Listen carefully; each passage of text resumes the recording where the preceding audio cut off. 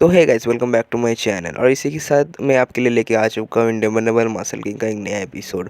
और यार इसी के साथ और 2-3 वीडियो अपलोड होंगे, जिसके वजह से जो दूसरा वाला चैनल है उसका पूरे के पूरे जो वीडियो कवर अप हो जाएंगे मेरे जो चैनल के अंदर है। ठीक है भाई, तो इसी के साथ अगर आप मेरे चैनल पर नए हो तो ये क्या कर रहे हो, जाके मेरे लाइक मारो, फिर मारो सब्सक्राइब, फिर बेल आइकन ऑन कर दो। पुराने हो तो सिर्फ लाइक मार दो।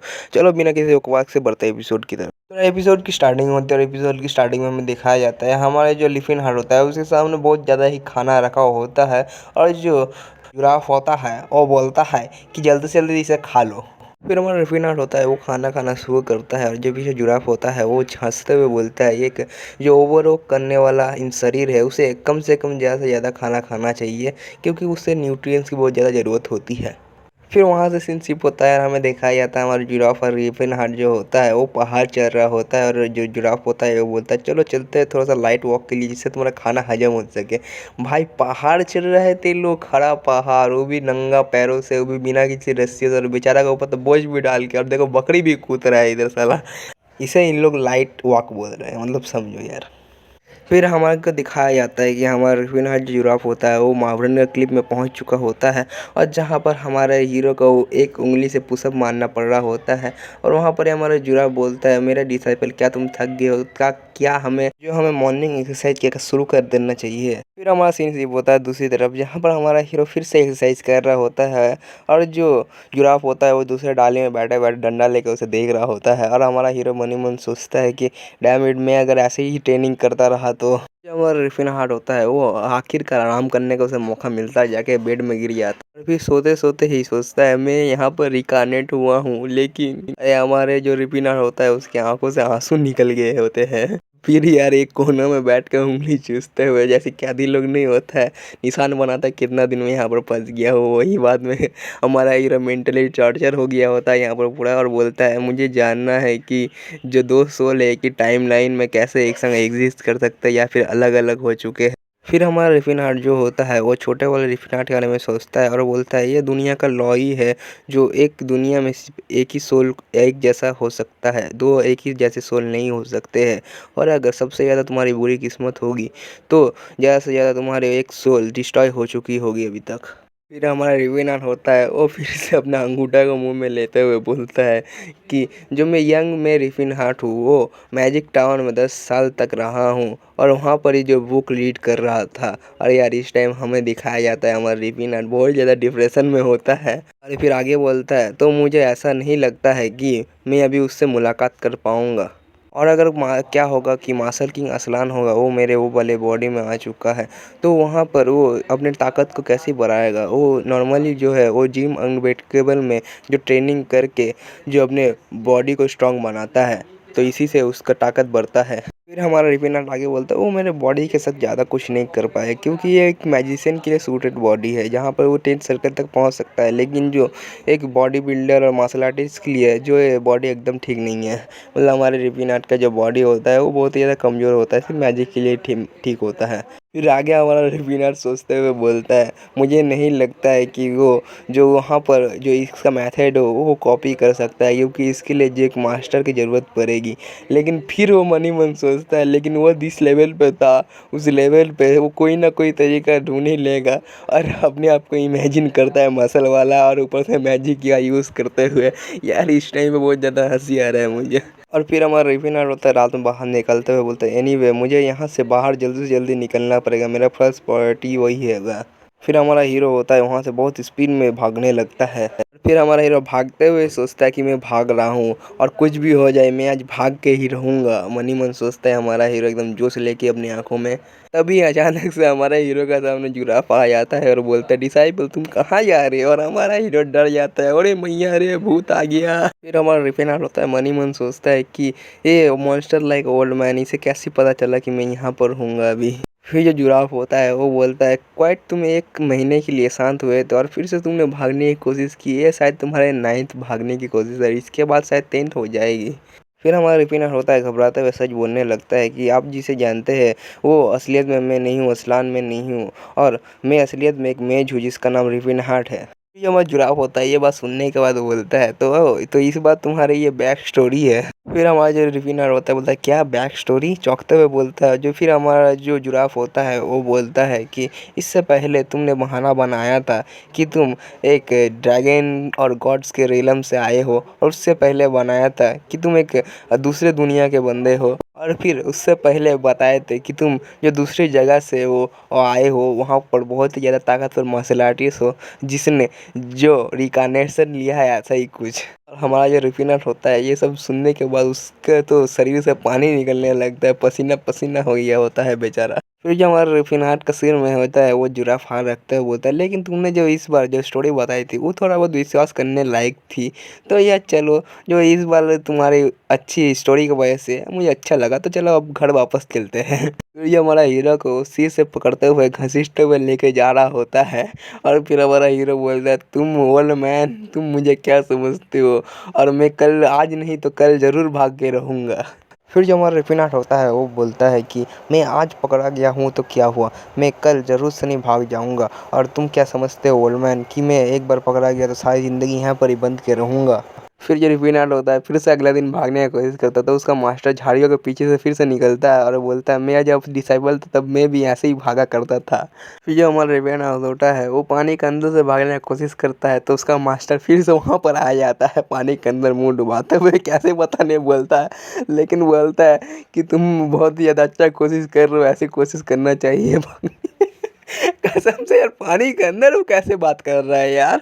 फिर ये हमारा रिफिनाट को फिर से ऐसे ही पकड़ते हुए लेके जा रहा होता है और बोलता है अगर तुम ऐसे ही जो ट्रेनिंग को स्किप करने की कोशिश करोगे तो तुम्हें और ज़्यादा कड़ी ट्रेनिंग दी जाएगी।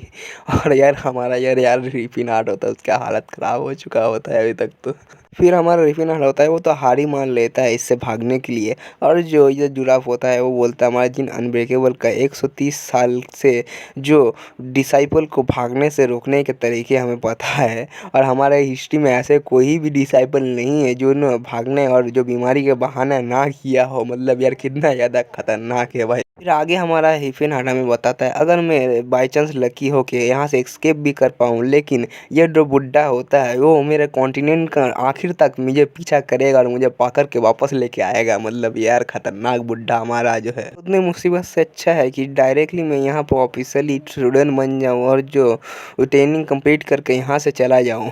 फिर हमारा हीरो बोलता है ऐसे ही मैं पकड़ा गया एक खतरनाक प्रिजन में जहाँ पर मुझे प्यार बहुत ज़्यादा मिलता है, और हमें दिखाया जाता है इतना ज़्यादा प्यार मिलता है कि हमारा हीरो चीख रहा होता है, क्योंकि उसका ऊपर जो वार कटेली जो एक बॉल टाइप की चीज़ से की जा रही होती है। हमारा हीरो बोलता है ऐसे ही 2 साल बीत गए और फिर हमें सुनाया जाता है जुराफ का आवाज़ डिसाइपल तुम। जुराफ आगे बोलता है तुमने आखिरकार अपने ऑरा को अवेक कर ही लिया है, और हमें दिखाया जाता है हमारा हीरो अपने ऑरा के संग बहुत ही ज़्यादा कूल लग रहा होता है। हमारा रिफिनाट बोलता है शॉर्ट सेंट जो है उसे यंग जीनियस माना गया था इसीलिए क्योंकि उसने अपने 20 साल की उम्र में ऑरा को अवेक कर लिया था, लेकिन मैं तो उससे कम उम्र में अवेक कर चुका हूँ ऑरा को। ये बॉडी तो सबसे बहुत ज़्यादा कमाल की है सच में। ये जुराफ होता है वो जोर जोर से हंसते हुए बोलता है कि तुम किस चीज़ में शौक कर रहे हो, आखिरकार ये जिम अनब्रेकेबल की ट्रेनिंग है तो ये सब तो होना ऑब्वियस है। हमारा जुराफ होता है वो बोलता है कि तुम्हारे वो ऑरा इसीलिए अवेक हुआ है क्योंकि हमारा ट्रेनिंग में जो है वो बहुत ज़्यादा खतरनाक क्रूअल तरीके इस्तेमाल किए जाते हैं जिससे कि तुम्हारी बॉडी को बार बार अटैक झेलना पड़ता है। इसके वजह से तुम्हारे नेचुरल इंस्टिंक्ट है वो तुम्हें बचाने के लिए जो ऑरा को अवेक करने के लिए कोशिश जल्दी से जल्दी करते हैं, तो यार इसीलिए हमारा हीरो का ऑरा इतना जल्दी अवेक हुआ होता है। फिर हमारा जुराफ होता है वो बोलता है चलो नेक्स्ट स्टेप की तरफ आगे बढ़ते हैं ट्रेनिंग के, और जो हमारा रिफिनाट होता है वो बोलता है क्या अब मैं हम लोग असलियत में एक नॉर्मल मार्शल आर्ट सीख सकते हैं। फिर मनी मन सोचता है तो तब मैं फाइनली यहाँ इस माउंटेन से बाहर जा सकता हूँ, और फिर वो हमारा रिफिनाट बोलता है कि तो हम लोग कैसे ट्रेनिंग करने वाले हैं मास्टर। बस हमारा हीरो का बोलने का यही सबसे बड़ा गलती था, क्यों तुम्हें अभी पता चले। फिर जो हमारा जुराफ होता है अपने ऑरा को निकालते हुए बोलता है अब तुम्हें जो ऑरा से ऑरा का ट्रेनिंग दिया जाएगा। मतलब हमारा जुराफ होता है वो अपने ऑरा से हमारा हीरो का घूंसा मारेगा, और हमारे हीरो की बस चीखें सुनाई जाती है और हमें बताया जाता है और ऐसे ही 2 साल और गुजर गए। फिर हमें बताया southern region, mountain cliff region, ऐसे ही बहुत कुछ बकवास चलता है। फिर हमें एक झरना दिखाया जाता है और उस झरने के पास हमारा जो रिफिनाट होता है वो खड़ा हुआ होता है। फिर हमारा रिफिनाट होता है वो अपने फिश पे है वो ऑरा लाते हुए बोलता है कैलामिटी होम। फिर जो हमारा रिफिनाट होता है बहुत ही तेज़ी से अपने फिश पे वो ऑरा लाने लगता है। फिर जो हमारा रिफिनाट होता है बहुत तेज़ी से अपने हाथों में जो ऑरा लाने लगता है। ये जोरदार पंच होता है, वो जो झरने की तरफ मारने लगता है, बहुत ही तेज़ी से एक पंच मार देता है, जिसके वजह जो झरना होता है पूरी तरह से काँप जाता है वो वाला माउंटेन। फिर हमारा जो रिफिनर होता है वो बोलता है अभी के लिए जो मैं हूँ तीसरा स्टेज तक ही इस्तेमाल कर सकता हूँ, इसका पावर लगता है। फिर हमें बताया जाता है कि जो कैलामिटी हॉर्न है वो असलियत में हमारे जो हीरो का जो ऑरा है उसका जो शेप है उसे एक हॉर्न टाइप में बदल देता है, इसीलिए हमारा हीरो है उसका नाम कैलामिटी हॉर्न रखा होता है। और इसके वजह से जो हमारा हीरो जो अटैक किया होता है उसकी वजह से जो दीवार में है वो बहुत ही बड़ा छेद बन चुका होता है। फिर हमारा हीरो आगे बोलता है कि मुझे जैसी तैसी करके इसे पॉलिश करके जो 4th स्टेज पे है वहाँ पर पहुँचाना चाहिए जल्दी से जल्दी। फिर हमारा हीरो बोलता है कैलामिटी हॉर्न का फाइनल लेवल है उतना ज़्यादा पावरफुल है कि वो एक गॉड तक को मार सकता है। और जो कैलामिटी हॉर्न 9 लेवल में स्टेब्लिश है, जिनमें से जो हमारा हीरो जिसका बॉडी में आया असलानुस वो 7th फेज तक गया है, और जो 8th फेज तक, और जो हमारा हीरो का भी मास्टर है वो सिर्फ 8th फेज तक अभी तक गया है। फिर हमारा रिफिनट आगे बोलता है और मुझे मास्टर ने बोला है कि मैं अगर 4th फेज तक पहुंच गया है इस कैलामिटी हॉर्न का तब मैं माउंटेन से बाहर निकल सकता हूं। और फिर हमारा रिफिनट आगे बताता है कि वो अभी बाहर नीचे जो टाउन में है वहां पर गया है, तो मुझे लगता है वो अभी वहां पर खाएगा पिएगा मज़ा करेगा और आने में थोड़ा टाइम लगाएगा। फिर हमारा रिफिनट अपने हाथ की तरफ देखते हुए बोलता है अगर मैं पहले की तरह होता तो अभी मैं भागने की कोशिश करता, लेकिन अभी मुझे है वो अपने माना ट्रेनिंग करनी है। फिर जो हमारा रिफिनट होता है वो अपने हाथों को दोनों आगे करता है और एक अजीब सा मंत्र बोलता है और उसके हाथों में जो हवा है वो आने लगती है, और हमारा रिफिनट बोलता है हवा को कंडेंस करके अटैक करना। जो हमारा हीरो होता है उस अटैक को जो होता है वो एक पेड़ की तरफ लॉन्च कर देता है, और हमें दिखाया जाता है कि वो ज़्यादा डैमेज नहीं कर पाता होता है उस पेड़ को। फिर हमारा हीरो रिफिनट होता है वो बोलता है कि मैं अपने सारे के सारे स्पेल को भी याद कर कोई फ़ायदा नहीं है, क्योंकि ये जो बॉडी असलाइन की है वो माना को ज़्यादा अंडे कंडेंस नहीं कर सकती है, और ये माना को अच्छे से इस्तेमाल भी नहीं कर सकती, इसीलिए जो मैं अपने मैच बनने की कोशिश है उसे जारी रखा हूँ, लेकिन फिर भी मैं अच्छी तरह से मैजिक का इस्तेमाल नहीं कर पा रहा हूँ। फिर हमारा हीरो को है कुछ आवाज़ होता है जिसके वजह से वो जो साइड में देखता है, और एक तरफ से उसे एक एनर्जी महसूस होता है, उसको महसूस करते हुए हमारा हीरो बोलता है ये एनर्जी है वो एक इंसान की नहीं है। तभी जो अचानक से नहीं हमें किसी का पैर है वो दिखाया जाता है, और तभी जो है वो पैर के पीछे से एक ऑर्क निकलता है हाथ में तलवार पकड़ते हुए, और फिर हमारा हीरो उसके तरफ घूरते हुए बोलता है एक ऑर्क। फिर जो ऑर्क होता है हमारे हीरो को बोलता है इंसान तुम ऐसे क्यों नहीं प्रिटेंड करते हो कि जैसे कि तुमने कुछ देखा ही नहीं है। और फिर आगे वो ऑर्क बोलता है अगर तुमने ऐसा प्रिटेंड नहीं किया तो मैं तुम्हें मार डालूंगा। फिर हमारा हीरो उसकी तरफ देखते हुए बोलता है जैसे कि मैंने सोचा था एक ऑर्क। और फिर हमारा हीरो आगे बताता है कि मैं इसका साइज़ देख कर लगता है मुझे ये 3 या फिर 4 साल का होगा अभी। फिर हमारा हीरो बोलता है मुझे इसको देख कर लग रहा है कि ये कहीं से भागा है समथिंग एरिना टाइप से।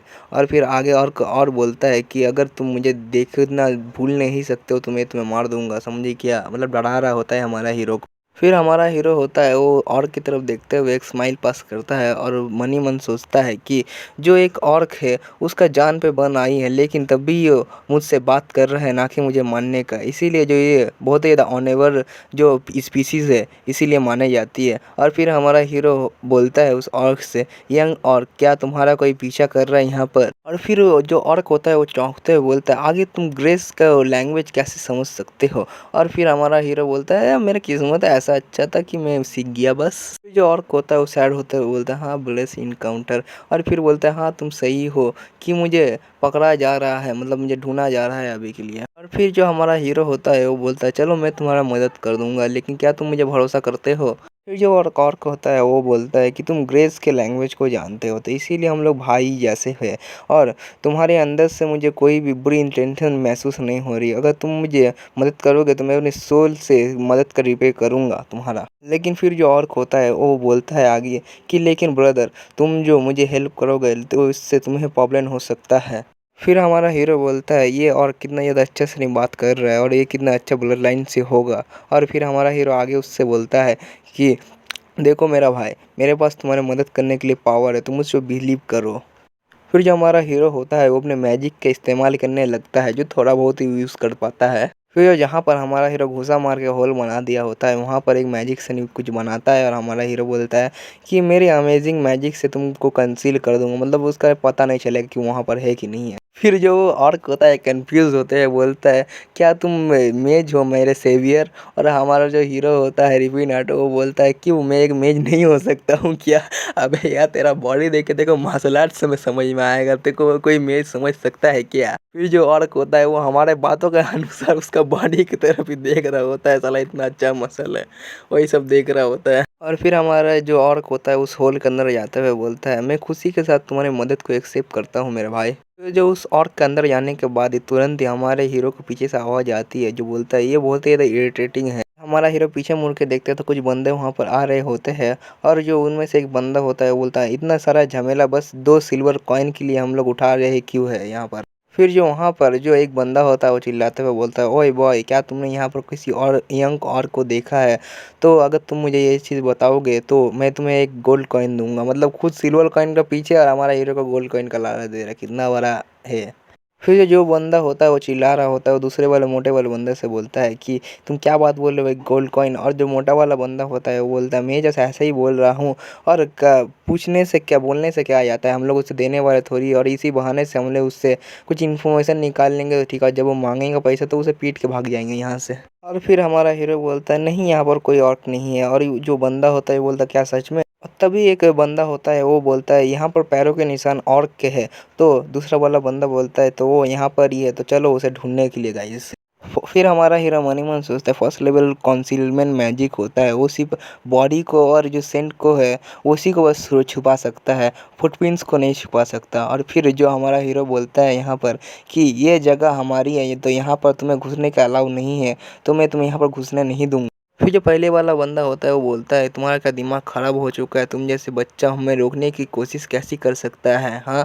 और जो पीछे में एक बंदा होता है वो बोलता है इसे देख के कुछ अजीब लग रहा है तो थोड़ा समझ के रहो। तो दूसरा वाला बंदा होता है वो फिर से बोलता है कि तुम चिंता क्यों कर रहे हो, हमारे पास 10 आदमी और ये अकेला है, इसे तो आराम से हम लोग धूल चढ़ा देंगे। तरफ होता है वो देखते हुए बहुत कुछ ही बोलता है उन लोग, जहाँ फिर बोलता है कि तुम बच्चा हमारे रास्ते से साइड हो जाओ वरना तुम मार खा जाओगे। और बहुत कुछ बोलता है और बोलता है इसके पास गाली देते हुए बहुत अच्छी बॉडी है लेकिन आखिरकार ये तो एक बच्चा है, तो जल्दी से हट जाओ मेरे सामने से। अबे इतना सारा बकवास काहे करता है मेरा भाई। फिर जो हमारा हीरो होता है अपने मास्टर के बारे में याद करता है जो बताता है कि तुम्हारा जो हाथ है वो एक वेपन है बहुत खतरनाक है, जिसका एक स्विंग ही एक इंसान को मारने के लिए काफ़ी है।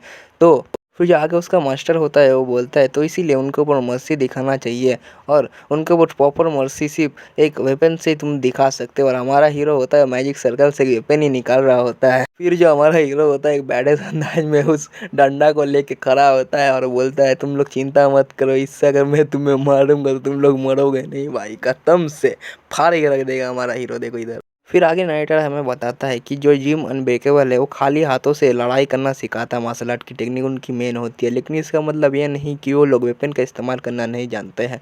और इसी के साथ जो हमारे हीरो की तरफ है वो सारे के सारे बंदे रश कर देते हैं अटैक करने के लिए। तभी जो हमें किसी के दांत को दिखाया जाता है जब फचक से नहीं होते हैं और उसके अंदर से थूक निकलती है बहुत तेज, और हमें दिखाया जाता है यार हमारा हीरो होता है उस अपने ग्लव को हिलाते हुए उन सबको हवा में उड़ा रहा होता है। और जो सामने के सोल्जर होते हैं वो भी दौड़ के आ रहे होते हैं और डर भी रहे होते हैं। फिर जो सोल्जर होते हैं रश कर रहे होते हैं तो उनमें से एक सोल्जर बोलता है चलो एक साथ मिल के मारो इसे, वरना ये हम लोग इसे हरा नहीं सकते शायद। लेकिन तो तभी होता है हमारा हीरो उसी सोल्जर के मुंह में अपना डंडा मारता है जोर से। और फिर बताया जाता है जो अनब्रेकेबल जिम है वहाँ पर सिर्फ अटैक का सिर्फ माना जाता है, वहाँ पर कोई डिफेंस नहीं बनाया गया है टेक्निक में उनका, इसीलिए उन लोग अपने बॉडी को जो स्टील जैसे ताकतवर बनाते हैं। और फिर हमारा हीरो आगे बताता है कि मुझे अब पता चला कि वो बुढ़ा मुझे इतना क्यों मारता था। और फिर हमें पता चलता है कि जो हमारा हीरो का जो टेक्निक है उसे बस वहाँ पर जिम अनब्रेकेबल में ऐसी टेक्निक के सिखाया जाता है, ये फाइटिंग के लिए नहीं है, ये बस टेक्निक है ऐसे ही सीखने के लिए, मज़ा के लिए जिसे बताया गया है एक तरफ से। तभी उस लड़ाई का बीच में पीछे से आके हमारे हीरो के ऊपर है जो मोटा सा नहीं बंदा होता है वो तलवार से अटैक कर देता है, लेकिन जो हमारा हीरो का बॉडी होता है वो आयरन से भी ज़्यादा स्ट्रांग होता है, तो इसीलिए उसका स्वॉर्ड होता है पूरा टेढ़ा बेंका हो जाता है और बोलता है ये द फक के क्या चल रहा है यहाँ पर। फिर जो हमारा रिवेनाट होता है वो उस बंदे को एक धड़ाम से नहीं मारता है और दूर चला जाता है वो, और हमारा रिवेनाट अपने आप को बेइज्जती करते हुए बोलता है कि आखिरकार इस मसलियस बॉडी में इस तलवार के अटैक का कोई असर क्यों नहीं हुआ मुझे पता नहीं। और फिर हमारा रिवेनाट आगे खुद ही बोलता है हाँ पता है ये मेरा ही बॉडी है लेकिन फिर भी ये टू मच है। और फिर जो हमें रनरेटर होता है वो बताता है इस क्लब आर्ट का एक फ़ायदा ये है कि इससे कोई तुम्हारा ओपोनेंट मरने वाला है नहीं। और हमारा हीरो इन लोग को ही बताता है तुम्हें डरने की ज़रूरत नहीं है, तुम लोग मरोगे नहीं। भाई उन लोग को पीट पीट के उन लोग का हालत ख़राब हो रहा होता है और तुम लोग बोल रहे हो मरेगा नहीं तो कोई बात नहीं। और फिर आगे नाइटर और बताता है यहाँ तक कि तुम्हारे अगर हड्डियाँ चटक जाए और तुम्हारे इंटरनल ऑर्गन्स को चोट भी लग जाए तब भी तुम मरोगे नहीं। भाई कैसा टेक्निक है। और और भाई हमें दिखाया जाता है इन सभी लोगों का हालत बहुत ही ज़्यादा ख़राब हो चुका होता है मार खा खा के।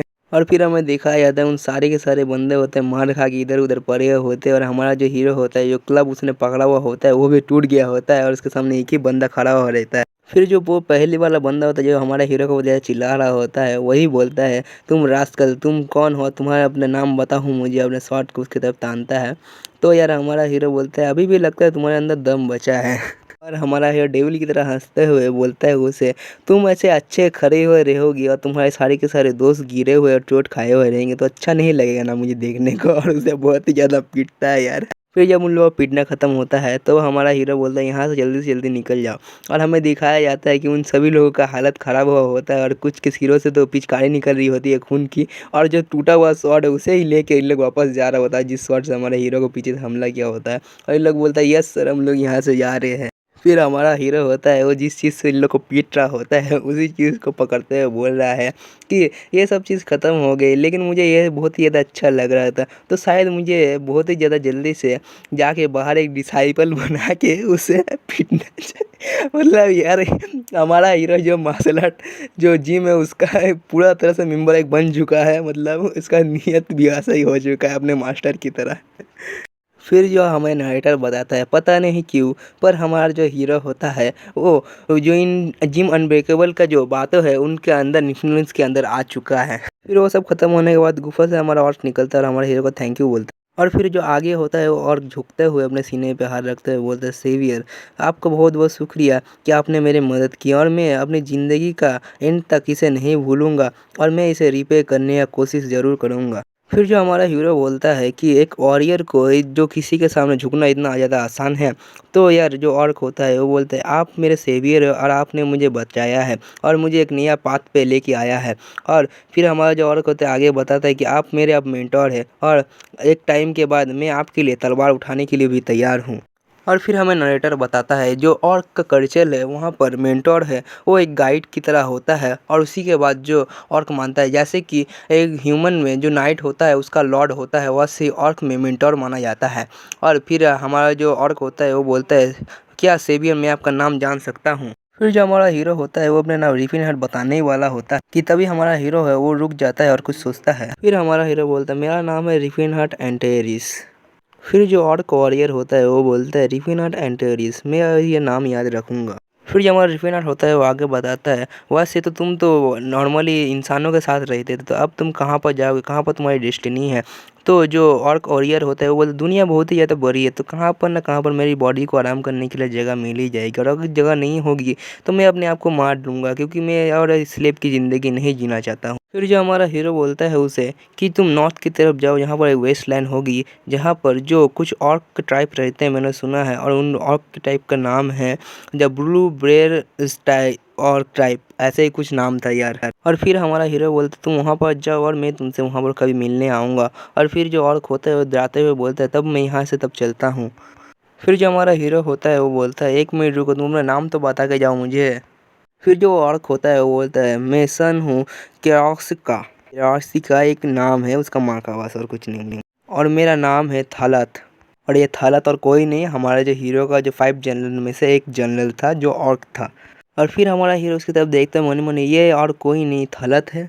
फिर हमें बताया जाता है गेट वर्क थालत असलियत में ये है जो ब्लू बेयर जो ट्राइब है उसका लीडर था बना। और फिर जो ये पूरे ऑर्क काइंड का जो चीफ है वो भी बन गया। मतलब जब हमारे हीरो का से इसका मुलाकात हुआ था लोग जन्म में जब इसका एम्पायर बना था तो ये ऑर्क लोग का लीडर बन गया था पूरी तरह से।